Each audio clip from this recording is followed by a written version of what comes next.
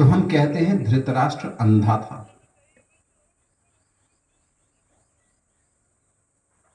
और इस वजह से उस युग में जिन लोगों ने राज्य व्यवस्था, न्याय व्यवस्था का दारोमदार ले रखा था, उन लोगों ने धृतराष्ट्र को राजा नहीं बनने दिया। अंधा आदमी राज्य नहीं कर सकता। क्या, क्यों राज्य नहीं कर सकता?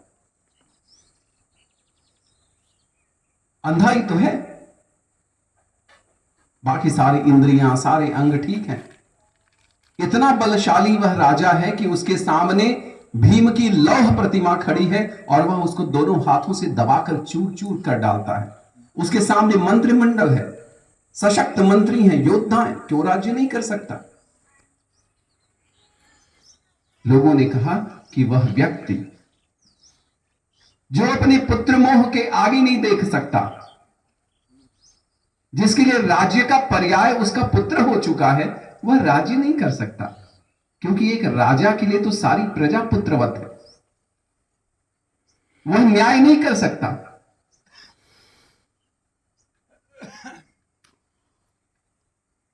और इसलिए धृतराष्ट्र को अंधा कहा गया। क्यों? वो पुत्र के आगे कुछ देख ही नहीं सकता। उसके लिए पुत्र से बढ़कर कुछ नहीं है संसार में। और उससे भी बड़ी गलती की उसकी पत्नी गांधारी ने, जिसको हम सती कहते हैं, जो देखकर अपने पति का मार्गदर्शन कर सकती थी, जिसे ईश्वर ने आंखें दी थी, जो अपने पति को न्याय परक बातें समझा सकती थी, उस गांधारी ने भी अपनी आंखों पर पट्टी बांध ली कि जैसे मेरा पति देखेगा वैसे मैं देखूंगा। तो जहां पति भी अंधा हो, पत्नी भी अंधी हो, वहां परिवार का विनाश तो तय है। इस घटना से आज के समय को जोड़ो। आपके यहां आने से पहले मुझे दैनिक जागरण के संपादक उन्होंने बुलाया था, और क्योंकि आज प्रधानमंत्री जी आ रहे हैं गाजीपुर में, तो उस पर वो कुछ लोगों को बुलाए थे, बात करना चाहते थे। तो मुझसे वो पूछ रहे थे कि आप ग्राउंड पर कैसी स्थिति देखते हो, जातीय समीकरण कैसे देखते हो? मैंने कहा मैं जातीय समीकरण नहीं देखना चाहता। यह देखना आप लोगों का काम है, नेताओं का काम है। मेरा काम है यह देखना कि वैचारिक रूप से हमारा समाज कितना समृद्ध हो रहा है। उस महाभारत युग में एक राजा था, एक राजनेता था, जो पुत्रमोह के वश में अंधा होकर पूरे युग को पतन के गर्त में ढकेल चुका था। और आज हम जिस युग में जी रहे हैं, यहां हमारा हर नेतृत्व करने वाला, चाहे वह साहित्यकार हो, चाहे वह राजनेता हो, चाहे वह कोई भी उच्च पद पर बैठा अधिकारी हो, वह पुत्र मोह में अंधा है, जातीय मोह में अंधा है, धर्म के मोह में अंधा है, और अपने पूरे के पूरे समाज को जाति व्यवस्था, सांप्रदायिकता, भ्रष्टाचार, यौनाचार, कदाचार, न जाने कितने कितने भ्रष्टाचारों में ढकेलने का काम कर रहा है। जिम्मेदारी किसकी है? हम देखना तो वही चाहते हैं जो हमारा जातीय मोह हमें दिखाना चाहता है।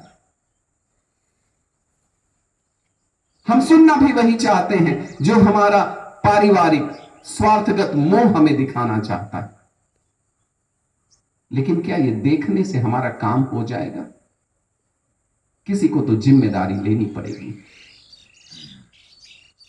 कोई तो होगा जिसको आगे बढ़कर इस हवन में अपने हाथ को जलाना पड़ेगा। घर बैठ के धर्म का कार्य नहीं हो सकता। अभी बुद्ध पूर्णिमा बीती है।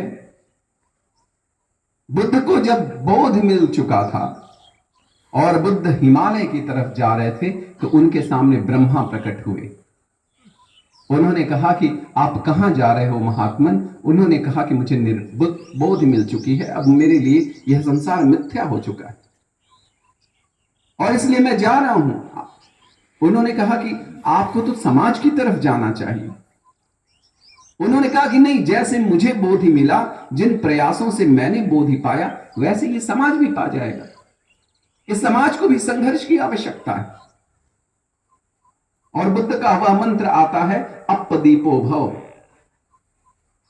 अपना दीपक स्वयं बनो, प्रकाशित करो अपने आप को। तो ब्रह्मा जी ने कहा कि बात तो सही आप कह रहे हो कि आपने जो किया और लोग भी उस मार्ग पर चलेंगे तो उन्हें भी बोध मिल जाएगा, लेकिन अगर मुझे गाजीपुर से शादियाबाद और फिर घिनहा गांव आना है और कोई मेरा मार्गदर्शन कर दे कि यहां जाना, फिर यहां से पुलिया पर चढ़ना, फिर एक चक्रोड आएगा, वहां से बाएं मुड़ जाना, फिर आगे जाकर एक चक्रोड आएगा, वहां से दाहिने, मेरा काम कितना आसान हो जाएगा। तो जो दूरी मैं आधे घंटे में तय कर सकता हूं, उस दूरी को मार्गदर्शन के अभाव में शायद 2 घंटे लग जाए, 3 घंटे लग जाए। और इसलिए हे बुद्ध, आपका काम हिमालय की कंदराओं में बैठना नहीं है, हिमालय की गुफा में बैठना नहीं है। आपका काम है उन गांव के लोगों के बीच में जाना, उन लोगों के बीच में जाना जो निकलना तो चाहते हैं, हाथ पांव मारना तो चाहते हैं, लेकिन सही दिशा में मार नहीं पा रहे।